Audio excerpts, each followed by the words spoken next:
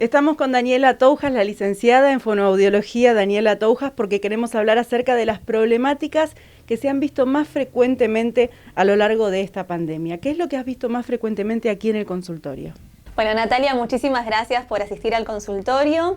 La verdad que la pandemia nos ha cambiado un poco el panorama, nos ha cambiado no solo la terapéutica, sino que la cantidad de consultas también. Han llegado muchos docentes a raíz del uso del barbijo, han llegado también muchos cantantes, sobre todo cantantes quizás que van a eventos o que en su casa ensayan y han notado molestias. Y también muchas personas que no son profesionales de la voz, pero sí utilizan su voz para su trabajo, digamos, para el habla diaria.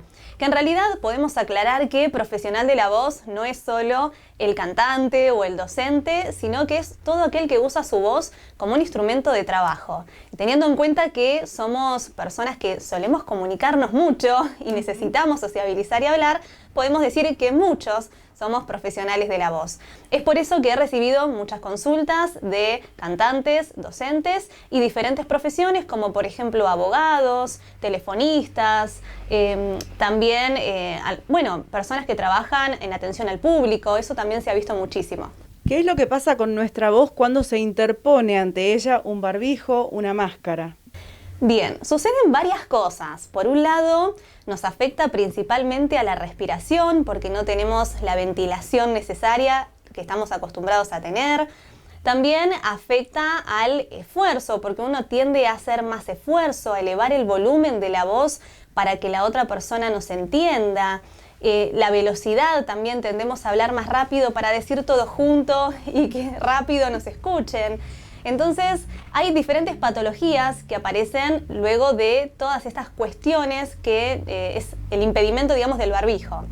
Por ejemplo, aparece fatiga vocal, aparecen dolores, molestias. Muchos consultan por disfonías que aparecieron en forma momentánea y no saben por qué.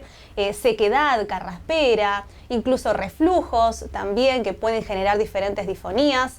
Pero bueno, el barbijo es una gran barrera que tenemos en este momento que enfrentar y ni hablar si nos ponemos la máscara arriba del barbijo.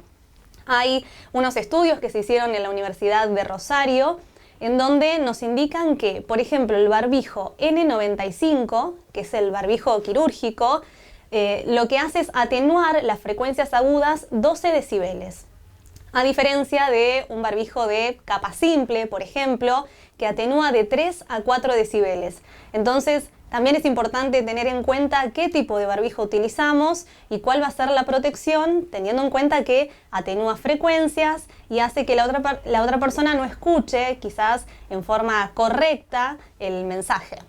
¿Cuáles son entonces aquellas cosas que tenemos que tener en cuenta como para poder evitar que esto no suceda? Es decir, algún que otro tip que nos puedas dar para evitar que aparezca esta fatiga vocal, todo esto que vos mencionabas. Bien, en primer lugar es importante controlar la intensidad de la voz, es decir, el volumen y la fuerza con que sale el aire, teniendo en cuenta que si el aire sale de golpe y con mucha fuerza, vamos a tensionar la musculatura perilaringea, que es la zona del cuello, y nos va a generar una fatiga vocal. En segundo lugar, usar auriculares en un solo oído y a un volumen no muy alto. Nosotros si utilizamos auriculares en ambos oídos, lo que hacemos es que no nos escuchamos y nosotros nos escuchamos a través de un reflejo que se llama cócleo recurrencial. Eso nos permite tener un control del volumen, del tono, de la velocidad. Si nosotros no nos escuchamos, no vamos a tener ese control auditivo y por ende vamos a elevar el volumen de nuestra voz. Respetar los turnos de habla, sobre todo si estamos en una videoconferencia, en un Zoom. Es importante tener en cuenta el delay y no hablar sobre la otra persona, porque de esta manera vamos a elevar nuevamente el volumen de nuestra voz.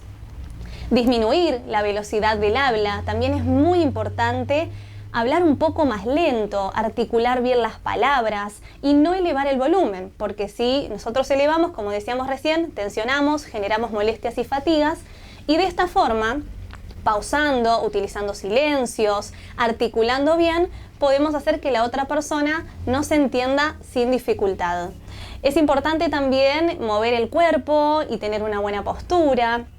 tratar de relajar la cara, el cuello, los hombros. Cada 1 hora tomarse ese tiempito para poder relajar y mantener una buena postura.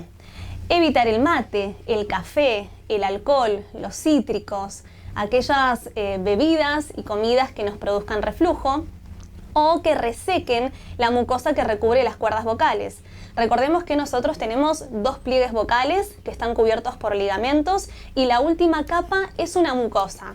Esa mucosa necesita estar hidratada para que pueda chocar y pueda fonar correctamente. Si no está hidratada, lo que va a suceder es que se nos va a inflamar, se va a irritar, nos va a generar molestias, vamos a tender a carraspear y hacer un sobreesfuerzo que no deseamos. Y es importante, como mencioné recién, hidratar los pliegues vocales. Ahora me vas a preguntar, ¿cómo? Muy bien, ¿cómo hidratarlos? Tenemos 2 formas de hidratación. Por un lado, la hidratación sistémica, que es aquella hidratación donde nosotros tomamos agua, lo ideal sería 2 litros de agua por día, tomarlo en forma homogénea, distribuido en pequeños sorbos durante todo el día, pero esa agua va a ir al líquido intersticial de los tejidos y va a llegar a los pliegues vocales varias horas después. Es decir, el agua que yo tomo ahora lo voy a ver reflejado dentro de un par de horas. La segunda hidratación es la hidratación focalizada. La hidratación focalizada es la vaporización, que la podemos hacer con nebulizaciones, con una ducha con agua bien caliente o simplemente con una olla con agua, me coloco una toalla a 15-20 centímetros, empiezo a aspirar el vapor de agua. De esta forma vamos a hidratar en forma instantánea los pliegues vocales y la sensación de mejora va a ser momentánea, en el momento. ¿Y en qué momento recomendás que se haga esa vaporización? Puede ser antes y después del uso de la voz, la cantidad de veces que uno necesite, mientras uno no le ponga corticoides ni ninguna otra cuestión, simplemente con agua, con solución fisiológica, no hay ningún problema las veces que sea necesario. Bien, perfecto. Entonces cada vez que vamos a utilizar nuestra voz podemos vaporizarnos porque es algo inocuo. Exacto, exacto. Y van a notar la mejoría en forma inmediata porque el vapor de agua va directamente a la mucosa y es una sensación genial en forma instantánea. Siempre respirando por la nariz, tomando aire por la nariz.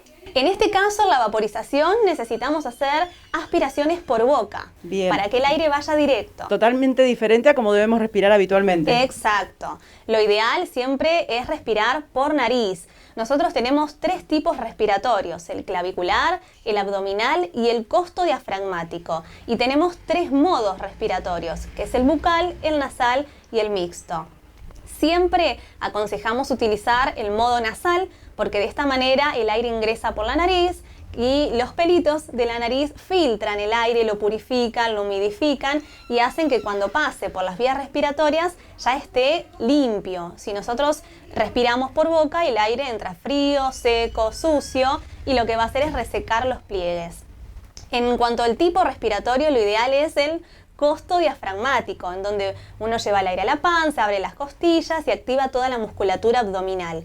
Si uno tiene la respiración clavicular, que es una respiración alta, en donde uno inspira, infla el pecho y eleva los hombros, el aire no va a ser el óptimo porque no va a alcanzar el aire para toda la frase, vamos a caer en los finales y vamos a generar un sobreesfuerzo en la musculatura perilaringea.